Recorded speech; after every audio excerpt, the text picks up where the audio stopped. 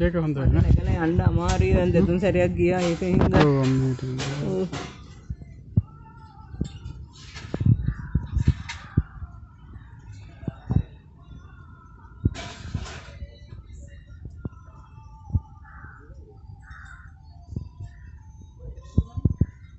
උදේ හර උඩට නැග්ග තාම මම වැටි ඉන්නේ තාම